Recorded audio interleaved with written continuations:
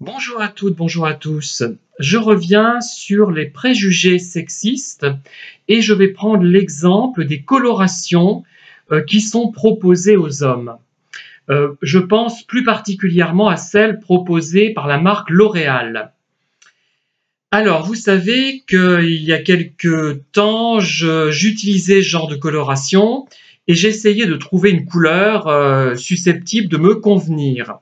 Alors finalement, je me suis dit, en voyant des photos de moi avec les cheveux blancs et grisonnants, que ça m'allait très bien. Et quelqu'un m'a dit, en me voyant, quelqu'un qui ne m'avait pas vu depuis longtemps, trouvait que ça allait dans le sens de mes traits, ça allait bien ensemble, c'était parfait. Et pourtant, cette personne, elle n'est pas dans la logique, je dirais, viriliste, pas du tout au contraire.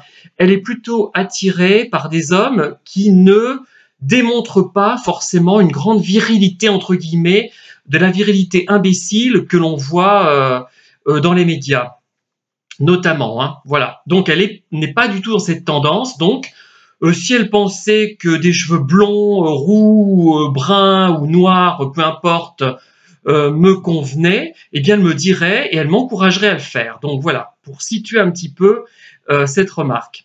Et puis moi je me suis dit, bah ça m'épargne ces colorations qui salissent tout sur leur passage, qui sont pénibles à mettre. Moi je trouve ça pénible. Et là je suis peut-être dans la lignée des préjugés que l'on peut avoir sur ces colorations, mais je ne suis pas prototypique de l'homme, ni de l'homme hétérosexuel, ni de l'homme homosexuel, ni de l'homme tout court. Alors, je reviens à ces colorations.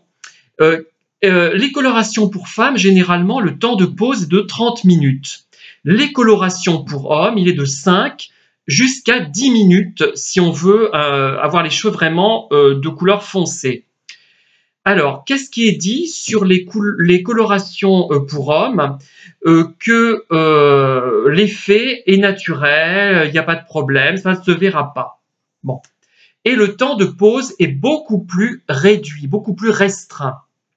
Alors moi, je vois deux préjugés là-dessous. Peut-être que des enquêtes ont été menées après tout, mais les enquêtes peuvent refléter justement les préjugés que l'on a acquis en tant qu'homme ou en tant que femme. Et donc, est-ce qu'ils sont fiables? Est-ce qu'il ne faut pas justement aller contre tout cela et lancer quelque chose d'autre? Alors, première chose, le temps de pause. Alors, et il y a un troisième élément, c'est le manque de durabilité de ces colorations. Donc, le temps de pause, l'effet naturel et le manque le problème du caractère non durable.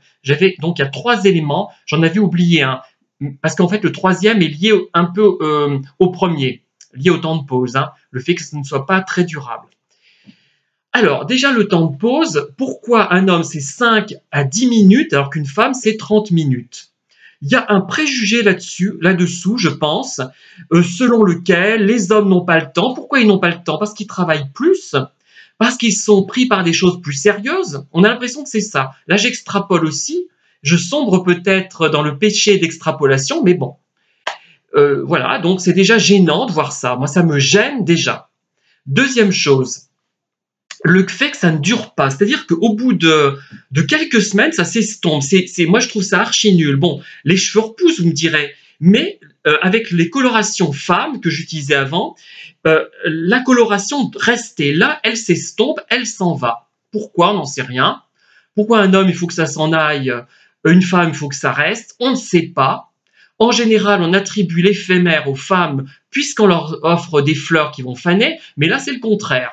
Allez chercher pourquoi. En tout cas, il y a une différence. Et troisième chose, il faut que ça fasse naturel. Ah ouais? Pourquoi? Pourquoi?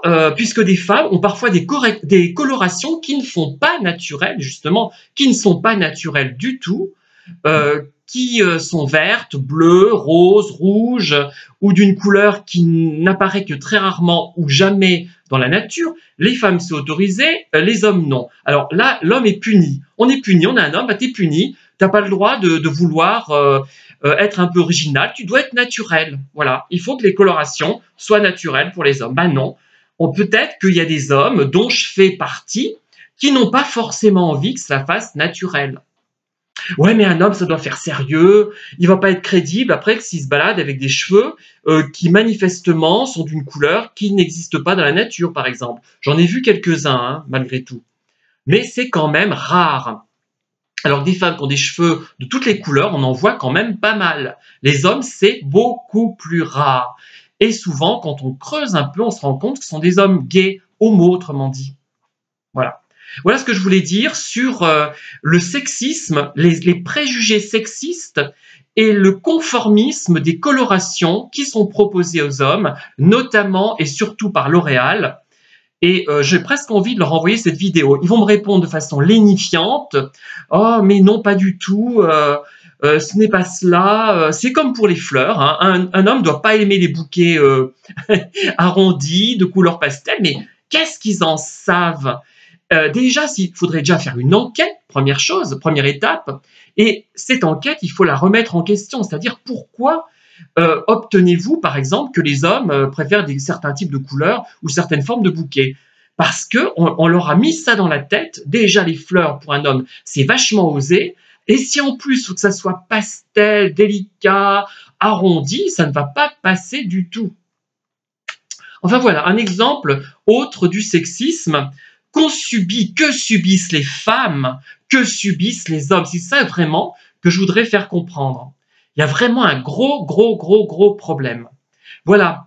En tout cas, merci de m'avoir écouté. À très bientôt pour de nouvelles vidéos parce que je n'ai pas l'intention de baisser les bras concernant le sexisme, même si j'ai peu d'auditeurs finalement.